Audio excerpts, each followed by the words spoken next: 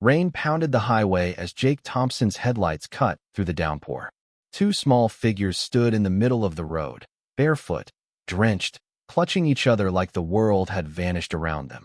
He slammed the brakes, heart pounding. "Hey, where are your parents?" The older girl lifted a shaking hand toward the woods. "Our car, it crashed. Mama's hurt." And right then, Jake knew this storm was only the beginning. Before we dive in, drop a comment with where you're watching from, and don't forget to subscribe for more stories like this. Let's begin. Rain slammed against the windshield like 1,000 fists, blurring the world into streaks of gray. Jake Thompson leaned forward, squinting through the wipers as his old pickup rumbled down the back highway outside Chicago. He'd just clocked out from a 16-hour shift at the auto shop, his hands still greasy, his mind on nothing but a hot shower and the silence of his empty farmhouse. Then, two small shapes flashed in the headlights. Jake slammed the brakes. The truck fishtailed before stopping inches from two terrified girls standing in the middle of the road, barefoot and soaked, their dresses clinging to their knees. One couldn't have been older than 7. The other clutched a stuffed rabbit, shaking too hard to cry. He jumped out, the storm tearing at his jacket. "Hey, what are you doing out here?" The older one looked up, voice trembling through the rain. "Our car, it crashed. Mama's hurt." Jake's heart jolted. "Where?" She pointed toward the dark woods on the side of the highway.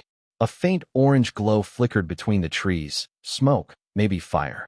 "Stay in the truck," he said firmly, ushering them inside. "Lock the doors. I'll find your mom." Grabbing his flashlight, Jake sprinted into the downpour. Mud sucked at his boots, branches whipped his face, but he didn't stop. The smell of gasoline hit him first. Then he saw it, a crumpled sedan nose down in a ditch, smoke curling from the hood. "Ma'am," he shouted, yanking the door open. Inside, a woman lay slumped against the airbag, motionless, hair matted with rain and blood. Jake pressed 2 fingers to her neck, a faint pulse. She was alive. "Hang on," he whispered. "I've got you." And in that moment, the storm outside wasn't the only one he was fighting. Jake braced his shoulder against the doorframe and pulled with everything he had. Metal groaned, glass shattered, and the hinge finally gave way. He slid an arm beneath the woman's back, another under her legs, and lifted her clear of the wreck. The rain stung like needles, but he barely felt it. Her skin was cold, her breathing shallow, too shallow. "Stay with me," he muttered. His flashlight slipped from his pocket and rolled into the mud, its beam flashing across her face. Even half-conscious, she looked fragile and young, maybe early 30s. There was a wedding ring, but no one else in the car. Just 2 pink car seats and a spilled thermos of cocoa. He carried her toward the road, boots squelching through the flooded ditch. The girls were waiting by the truck, pressed against the window, their eyes wide. When they saw their mother limp in his arms, the older one screamed, "Mommy!" Jake's voice cracked, but stayed steady. "She's breathing. She's gonna be okay." He laid the woman gently across the seat, turned the heater to full, and wrapped his jacket around her. The storm roared on, thunder shaking the ground. But inside the cab there was only the hiss of rain on metal and 2 small girls clutching each other in silence. Jake grabbed his phone. No signal. He cursed under his breath, started the engine, and shifted into drive. "Hang on, ladies. We're getting you help." The tires fought the mud, spinning, catching. At last the truck lurched free, headlights cutting through the darkness. The older girl held her sister close. "Is she gonna die?" Jake glanced at them in the mirror, his jaw tight. "Not tonight. Not while I'm here." As they sped down the flooded road toward the hospital lights in the distance, the woman stirred faintly, whispering a single word through trembling lips. "Emily." Jake tightened his grip on the wheel. "It's all right, Emily. You're safe now." The emergency room doors burst open as Jake carried her inside. Nurses rushed forward, voices overlapping, lights glaring white against the storm-dark night. "Unconscious female, late 20s, Jake shouted over the noise. "Head trauma. Found in a wreck off Route 9. 2 kids, safe in my truck." A doctor gestured sharply. "Get her to trauma bay 2. Jake stepped back, soaked to the bone, breathing hard. His muscles screamed, but he didn't move until he saw them wheel her away. The girls clung to each other near the front desk, small and shaking. A nurse bent down, trying to coax them into chairs, but they refused to leave his side. "It's okay," he murmured, kneeling beside them. They're taking care of your mom. She's strong, you hear me? The older one nodded slowly, though her lip trembled. You won't go? Not until she wakes up. He didn't even realize how soaked he was until the nurse handed him a towel and a cup of bitter coffee. The storm still raged outside, wind howling against the glass. Hours passed in the fluorescent haze, questions, paperwork, the hum of machines, until finally a doctor appeared. She's stable, the man said, tired but kind. A mild concussion and dehydration. You brought her in just in time. Jake exhaled, the tension draining from his shoulders. He turned to the girls. Told you, he said softly. Your mom's a fighter. When the nurse led him into the recovery room, the woman lay pale but breathing evenly, her dark hair fanned across the pillow. Her eyes fluttered open as he stepped in. You, she whispered weakly. You found us. Jake gave a small nod, embarrassed by her gaze. Yeah, you and your girls were in bad shape. But you're safe now. Tears filled her eyes. I don't even know your name. Jake Thompson, he said quietly. Mechanic, and I guess part-time rescue crew. She tried to smile, but it came out as a shaky laugh. Then I owe you everything, Jake Thompson. He shook his head. You don't owe me a thing. And for the first time that night, she closed her eyes, not in fear, but in peace. By morning, the storm had passed, leaving behind a washed-out sky and the faint smell of rain. Jake sat slumped in the hospital corridor, head tilted back against the wall, his flannel shirt still damp. He hadn't slept, not really. Every time he closed his eyes, he saw the crash, the little girls' faces, the way the woman had whispered her name like it was slipping away from her. A nurse's voice pulled him back. Sir, she's awake. Jake stood quickly and followed her down the hall. Emily lay propped against her pillow, color returning to her cheeks and 4-line in her arm. She looked up as he entered, eyes soft with confusion. You stayed, she said quietly. Told your girls I would, Jake replied. Didn't seem right to leave. They told me what happened, she murmured. You saved us. He shrugged, rubbing the back of his neck. Anyone would have done the same. She gave a tired smile. No, not anyone.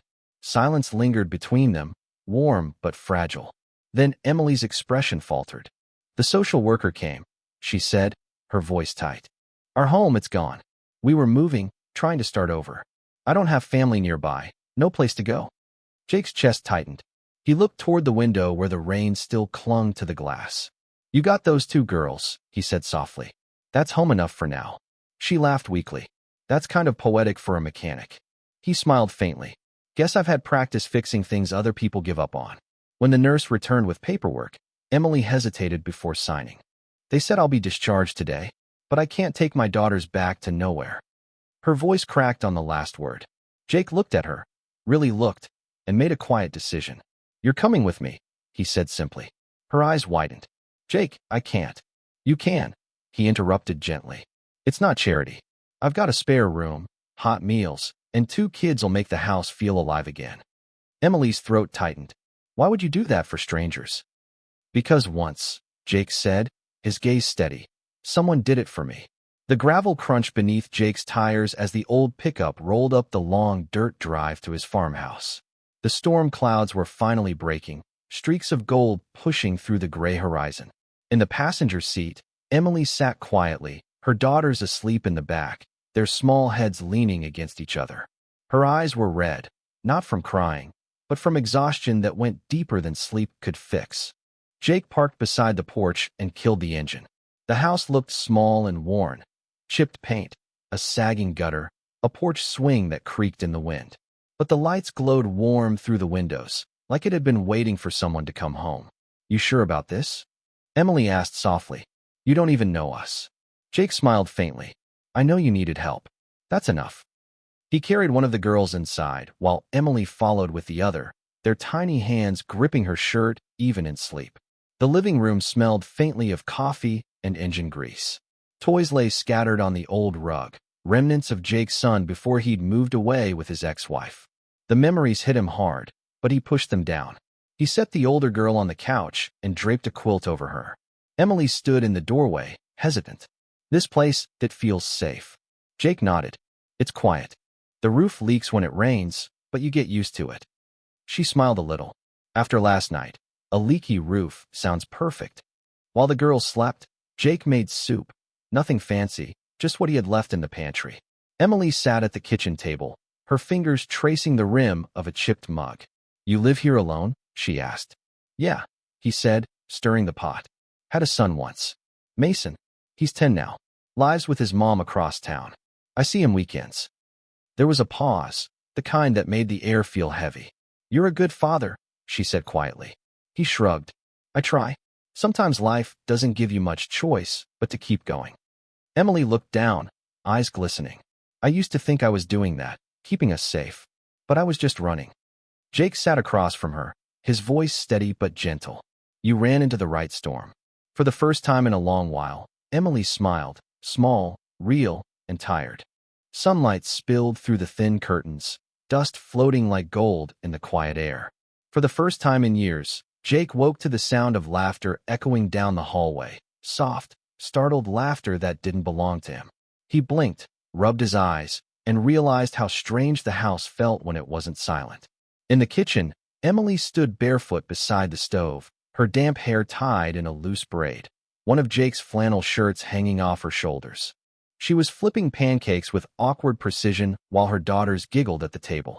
"Morning," Jake said, leaning in the doorway. Emily turned, startled. "Oh, I found the mix in your cupboard.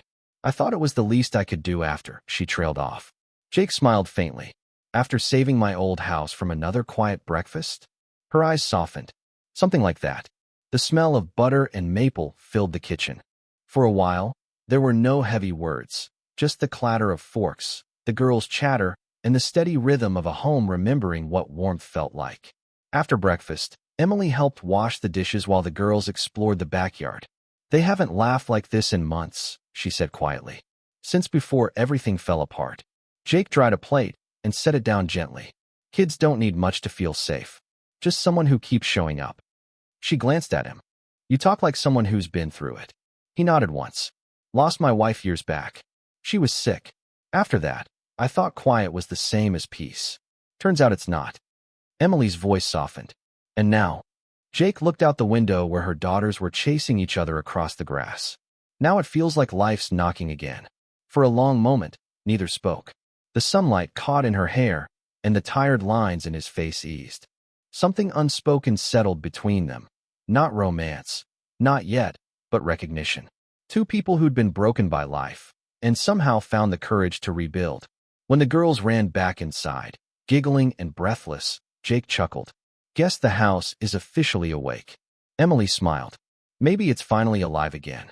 That evening, the rain returned, softer this time, a steady whisper against the windows. Jake sat at the old workbench in the corner of his garage, tightening a bolt on an engine he'd been meaning to finish for weeks. The rhythm of it calmed him. But when he looked up, Emily was standing in the doorway, arms folded, a faint light from the porch haloing her figure. "I didn't mean to interrupt," she said softly. Jake wiped his hands on a rag. "You're not. Could use the company, actually." She stepped inside, glancing around the cluttered space, the tools, the framed photo of a young boy with a baseball glove, and the shelves of dusty car parts. "This place suits you," she said. "Order in the middle of chaos." He chuckled. "Something like that." For a while, they stood in companionable silence, the rain drumming above them. Then Emily exhaled, voice trembling just a little. "I wasn't just driving to nowhere that night." Jake set the wrench down and turned to her. "My husband." She paused, the word bitter on her tongue. "He used to be kind." Then came the shouting, the bruises, the control. "I thought if I stayed quiet, I could protect the girls. But silence can hurt worse than fists. So I left. I thought I could outrun him. But when the storm hit, her voice broke." Jake didn't move closer, just let her finish. "You did what you had to," he said quietly. "That's not running. That's surviving." Tears welled in her eyes, glistening in the dim light. "And what about you, Jake? What are you surviving?" He hesitated, the question cutting through him. "Losing my wife," he said finally. "Cancer. I thought helping other people fix their cars would be enough to fill the silence she left. But it never was." They stood there, two souls carrying different storms, realizing they weren't alone in them anymore. "I'm sorry," Emily whispered. He shook his head. "Don't be. You can't change what broke us. You just decide what you build after." Outside, Lightning flashed briefly, turning the rain silver. Inside, for the first time in years, Jake felt something close to peace. 3 days passed in quiet rhythm. Mornings filled with laughter, evenings with the smell of dinner and soft music from Jake's old radio. The girls followed him around the garage, asking endless questions about tools, while Emily finally began to smile without flinching. For a brief moment, it almost felt like a family. But peace never lasts forever. It was just after sunset when Jake heard the crunch of tires on gravel. Headlights swept across the front porch. He frowned. No one ever came this far out. Emily froze at the sink, her hand tightening around a plate until it nearly slipped. "Who is it?" she whispered. Jake grabbed a rag to wipe his hands and stepped toward the window. A dark SUV idled at the edge of the driveway. 2 men inside. The passenger door opened and a tall figure stepped out, clean cut, expensive coat, a face that carried entitlement like armor. Emily's voice cracked. "It's him." Jake turned sharply. "Your husband." She nodded, panic rising. "I don't know how he found me." The girls were upstairs, laughing faintly, unaware. Jake's instincts kicked in. "Get them and stay in the back room," he said quietly. "Now." She hesitated. "Jake, go." His tone left no room for argument. A firm knock echoed through the wooden door. Jake opened it halfway, leaning against the frame. "Can I help you?" The man's eyes were cold, assessing. "I'm looking for my wife and kids. They were in an accident. Someone said they might have come this way." Jake's jaw tightened. "Haven't seen anyone." The stranger's gaze slid past him into the house. "Strange. Her car was found 2 miles from here. You sure you're not hiding something, friend?" Jake stepped forward, blocking the view. "I said I haven't seen them." For a long, tense moment, the only sound was the rain ticking against the porch roof. Then the man smirked, a predator's smile. "If you do see them, tell her she can't run forever." He turned, boots crunching on gravel, and climbed back into the SUV. The taillights disappeared down the road. When Jake closed the door, Emily stood behind him, trembling. "He'll come back," she whispered. Jake looked toward the stairs where her daughters were sleeping. "Then he'll have to get through me first." The next day, the sky turned dark again, heavy clouds rolling in over the hills like a warning. Jake spent the morning reinforcing the porch door and checking the locks. He told himself it was just precaution, but deep down he knew it was more than that. The man from last night hadn't looked like someone who gave up easily. Emily moved quietly through the house, trying to stay calm for the girls. She helped them draw by the window, but her eyes kept flicking toward the road. "You think he'll really come back?" she asked finally. Jake glanced up from his work. "Yeah," he said simply. "Men like him don't handle losing control." She swallowed hard. "He used to say the same thing, that no one could keep me from him." Jake's tone softened. "He was wrong then. He's wrong now." For a while, the wind howled outside, rain beginning to patter against the tin roof. The girls ran upstairs to play, their laughter a fragile comfort in the growing storm.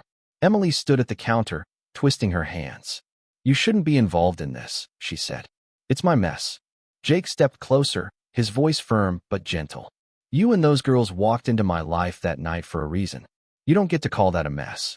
You call that fate." Before she could respond, headlights flashed again through the window. This time there was no hesitation. Jake grabbed the shotgun from behind the door, the one he hadn't used since hunting trips years ago. Emily's breath caught. "Jake!" He looked at her, calm but resolute. "Stay with the kids." Outside, the storm broke loose. Wind, rain, thunder like rolling drums. The SUV crawled up the driveway again, slower this time, deliberate. When it stopped, only one man stepped out. He didn't call out this time. He just walked toward the porch, a smirk curling his lips. Jake met him halfway in the yard. "You should have kept driving," he said. The man's smirk faltered. "You really think you can keep them from me?" Jake's grip tightened. "I don't think. I know." Lightning split the sky, illuminating both men, one driven by control, the other by conviction. The stranger stepped back, jaw clenched. "This isn't over." Jake's voice was steady. "It is for tonight." As the SUV tore away into the storm, Emily appeared at the doorway, eyes wide, tears glimmering. "What did you do?" Jake exhaled, lowering the gun. "Nothing yet. But next time, he won't be knocking." By morning, the storm had broken. The world outside was silent again, pale sunlight spilling over wet fields. birds singing like the night before had never happened. Jake stood on the porch, coffee steaming in his hands, the shotgun resting quietly against the wall. For the first time in years, the air felt still. Emily stepped outside wrapped in one of his flannels, her hair loose and shining in the soft light. She looked tired but calmer, her eyes clearer than he'd ever seen them. "The girls are still asleep," she said softly. Jake nodded. "Good. They need rest." She hesitated beside him, then asked, "Do you think he'll come back?" Jake took a slow sip of coffee. "No. He saw something last night he wasn't ready for, someone who wouldn't back down. He's not used to that." Emily's voice wavered. "You risked everything for people you barely know." Jake looked out across the fields, his jaw tight, but his eyes kind. "You're not barely anything. You're family now, whether you meant to be or not." Tears glimmered at the corners of her eyes. "I don't know how to thank you." "You already did," he said. "You reminded me what a home sounds like when it's alive again." For a long moment, they just stood there, two people who had weathered storms, both outside and within. The sun climbed higher, chasing away the last of the gray. From inside, soft footsteps pattered across the floorboards. The girls appeared in the doorway, still in their pajamas. "Mommy," the youngest said, "can we stay here a little longer?" Emily looked at Jake, then smiled through her tears. "I think we already are." Jake crouched, motioning them forward. "You two like pancakes." Their faces lit up. "Yes. Good," he said with a grin. "Your mom's got the magic touch with them." Emily laughed, a sound so light it startled even her. As Jake held the door open, the morning light poured in, golden and forgiving. For the first time in years, his house wasn't quiet. It was filled with laughter, warmth, and the hum of a life beginning again. The storm hadn't ruined them. It had brought them home. Thanks for watching. Like and subscribe for more stories that stay with you.